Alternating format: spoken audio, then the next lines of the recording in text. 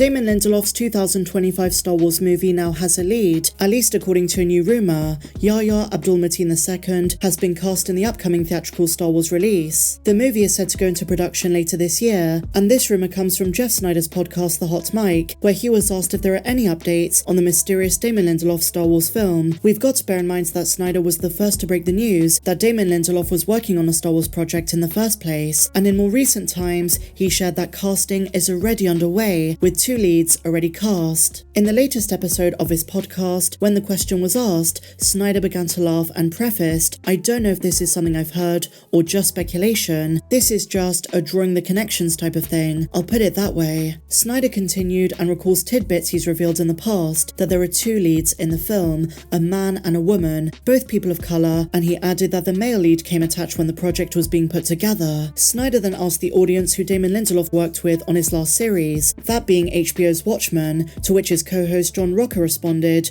with Yahya Abdul-Mateen II. Jeff Snyder nodded and said he fits the previous descriptions that he's been told about the male lead in the film. Most notably, if you guys remember, this actor has successfully bounced between both television and film, and he signed off by saying that Yahya in Star Wars is a real possibility. Now, without a shadow of a doubt, Abdul-Mateen is one of the rising stars in Hollywood at the moment, and as previously mentioned, he led Damon Lindelof's last series, Watchmen, so the two have a connection that goes back. Yahya is probably best known for playing Black Manta in Aquaman, and will appear in its sequel releasing later this year. Though Snyder claims Abdul-Mateen has not led a film, this is untrue because he led Nia DaCosta's fantastic Candyman in 2021. He's also going to star as the lead in the upcoming Marvel show Wonder Man, but nothing he's done is as high profile as Star Wars if the rumour is true. Share your thoughts on this in the comments down below. And so now, my dear friends, we're going to be talking about Bo-Katan and Katee Sackhoff. Something I've seen Star Wars fans debate over and over again since The Mandalorian Season 2 is the mystery surrounding Bo-Katan's age. We don't actually know exactly how old she is, and some fans have said she looks way too young to be the age she must be at this stage. Well, did you know this so-called plot hole is pretty easily solved? Bo-Katan is roughly 20 years old when we see her in the Clone Wars Season 4, and that means by the time of the original trilogy, she's about 39,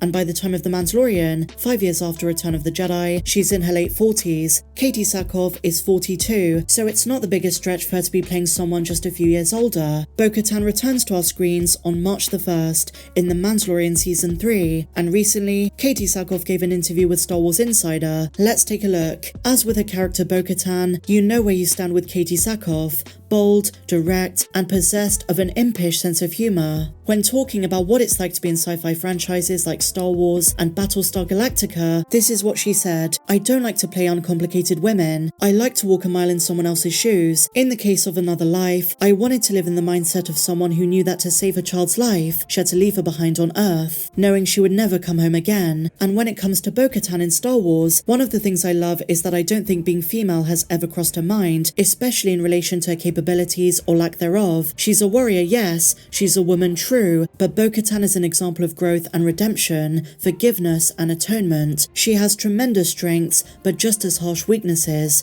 She's real, she's flawed, she has a large ego and it has cost her." She then goes on to praise Seth Green and Matt Senreich, who are the reasons she got cast in the Clone Wars in the first place. Dave Filoni was friends with those creators, and she recalls the day that Dave called them and asked them directly, "What is it like to work with Katee?" She laughs and says, quote, "That's how I ended up working on the Clone Wars."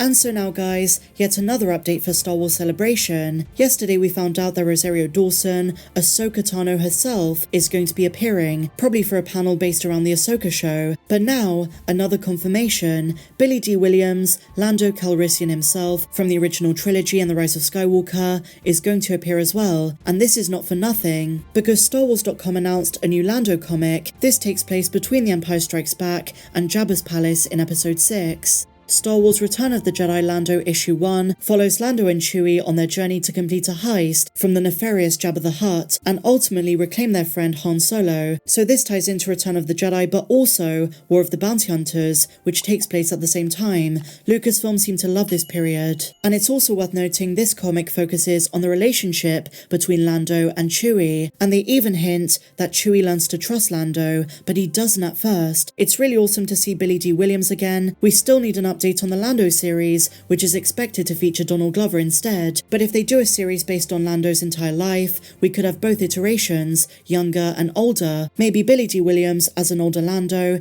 telling his life story. That project is apparently still on the table, and it's meant to be a spin-off of Solo: A Star Wars Story. Well, with Billy D. Williams appearing at Star Wars Celebration, maybe we'll get an update. Even better if Donald Glover is announced to appear too. Let's wait and see.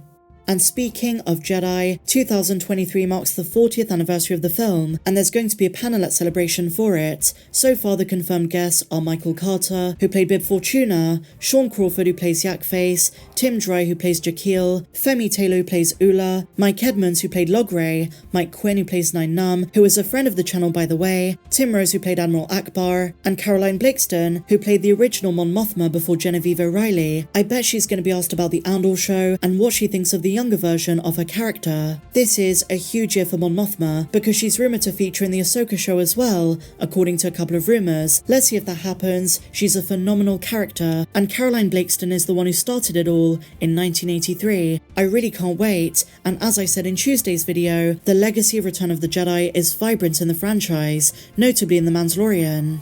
And so now, my dear friends, as we know, in 2024, The Acolyte is going to be the first High Republic live-action project, but before then, on May the 4th, airing alongside Star Wars Vision Season 2, we have the very first animated High Republic show. Here are the first pictures of Star Wars Young Jedi Adventures, which, as you'd expect, is aimed at kids, but nonetheless, it looks really adorable. Not to mention, alongside the quartet of Jedi, we have Yoda himself. Here's what StarWars.com said. This animated series follows Jedi younglings as they study in the ways of the Force, explore the galaxy, help citizens and creatures in need. They learn valuable skills to become Jedi along the way. The names of the Jedi younglings are Kai, Liz, and Nubs, along with their friends Nash and their droid RJ-83 as they train on the planet Tanu. And this adorable Jedi called Nubs is being voiced by D. Bradley Baker. Really exciting. Now, I understand it's not everyone's cup of tea. It's aimed at kids and set during the High Republic, but it looks really cute. I'm gonna check it out myself. And so with that said, my dear friends, that brings us to the end of today's Star Wars news update.